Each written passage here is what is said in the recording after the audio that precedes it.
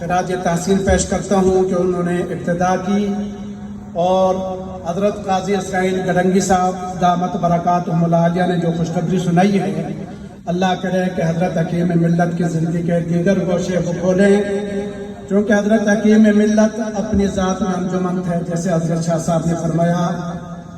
حضرت رحمت اللہ علیہ کے ساتھ بچپن سے لے کر جوانی تک ہم نے جو زندگی گزاری، اکابر کا جو خلاصہ اور نچوڑ حضرت بابا جی رحمت اللہ علیہ میں دیکھا، وہ آج تک پھر کسی میں خال نظر آتا ہے۔ اللہ ان کے درجات بلند فرمائے، اور جو صدقہ جاریہ کے طور پر مساجد، مدارس اور دینی تحریکوں کی انہوں نے سرپرستی کی، اور ہم جیسے نااہل نالائقوں کو جو روشنی کا راستہ دکھایا، اللہ ہمیں ان کے مشن کو جاری رکھنے کی توفیق عطا فرمائے۔ وآخر دعوانا الحمدللہ۔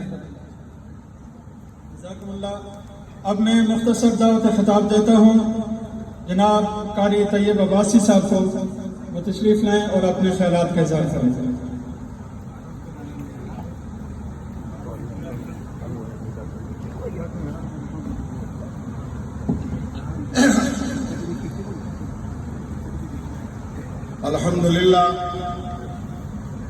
الحمدللہ وحدہ والصلاة والسلام علی من لا نبی بعدہ، اما بعد فاعوذ باللہ